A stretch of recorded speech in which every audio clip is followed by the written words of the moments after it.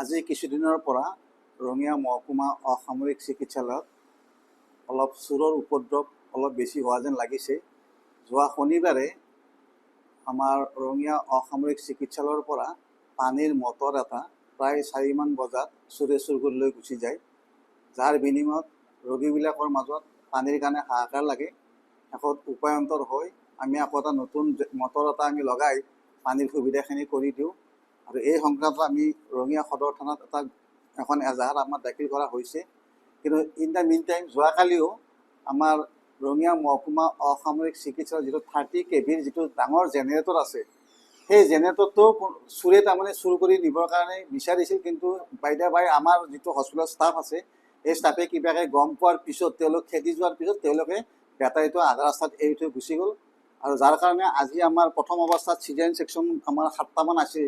প্ৰথম চিজাৰিন ছেকশ্যনৰ কাৰণে আমাৰ হাহাকাৰ লাগিছিল। পিছত আমি আকৌ নতুনকৈ আমি বেটাৰীটো আনি ইলেক্ট্ৰিচিয়ানক মাতি আনি আমি ফিটিং কৰিলোঁ আৰু তাৰপিছত আমি চিজাৰিন ছেকশ্যন কৰিবৰ কাৰণে আমি সক্ষম হ'লোঁ। এই চেগতে মই আমাৰ আৰক্ষী প্ৰশাসনক অনুৰোধ জনাইছোঁ যে আমাৰ ৰঙিয়া মহকুমা অসামৰিক চিকিৎসালয়ত বিশেষকৈ নৈশ টহলদাৰী যাতে ব্যৱস্থা কৰে আৰু এই বিষয়ে এটা উচিত তদন্ত কৰি দোষীক কৰায়ত্ব কৰে, তাৰ কাৰণে মই ৰঙিয়া সদৰ থানাক মই অনুৰোধ জনাইছোঁ। আজি কিছুদিনৰ পৰা ৰঙিয়া মহকুমা অসামৰিক চিকিৎসালয়ত অলপ চোৰৰ উপদ্ৰৱ অলপ বেছি হোৱা যেন লাগিছে। যোৱা শনিবাৰে আমাৰ ৰঙিয়া অসামৰিক চিকিৎসালয়ৰ পৰা পানীৰ মটৰ এটা প্ৰায় 4 মান বজাত চোৰে চুৰ কৰি লৈ গুচি যায়, যাৰ বিনিময়ত ৰোগীবিলাকৰ মাজত পানীৰ কাৰণে হাহাকাৰ লাগে। শেষত উপায়ন্তৰ হৈ আমি আকৌ এটা নতুন মটৰ এটা আমি লগাই পানীৰ সুবিধাখিনি কৰি দিওঁ। আৰু এই সংক্ৰান্তত আমি ৰঙিয়া সদৰ থানাত এখন এজাহাৰ আমাৰ দাখিল কৰা হৈছে। কিন্তু ইন দ্য মিন টাইম যোৱাকালিও আমাৰ ৰঙিয়া মহকুমা অসামৰিক চিকিৎসালয়ৰ যিটো 30 kVৰ যিটো ডাঙৰ জেনেৰেটৰ আছে, সেই জেনেৰেটৰটো চোৰে তাৰমানে চুৰ কৰি নিবৰ কাৰণে বিচাৰিছিল। কিন্তু বাইদেউ আমাৰ যিটো হস্পিটেলৰ ষ্টাফ আছে, এই ষ্টাফে কিবাকৈ গম পোৱাৰ পিছত তেওঁলোক খেদি যোৱাৰ পিছত তেওঁলোকে বেটাৰীটো আধা ৰাস্তাত এৰি থৈ গুচি গ'ল।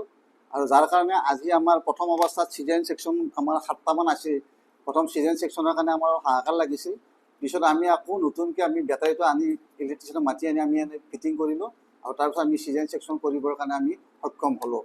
এই চেগতে মই আমাৰ আৰক্ষী প্ৰশাসনক অনুৰোধ জনাইছোঁ যে আমাৰ ৰঙিয়া মহকুমা অসামৰিক চিকিৎসালয়ত বিশেষকৈ নৈশ টহলদাৰী যাতে ব্যৱস্থা কৰে আৰু এই বিষয়ে এটা উচিত তদন্ত কৰি দোষীক কৰায়ত্ব কৰে, তাৰ কাৰণে মই ৰঙিয়া সদৰ থানাক মই অনুৰোধ জনাইছোঁ। যিকোনো খবৰৰ বাবে যোগাযোগ কৰক 7099017330 লগতে 7099017110 নম্বৰত।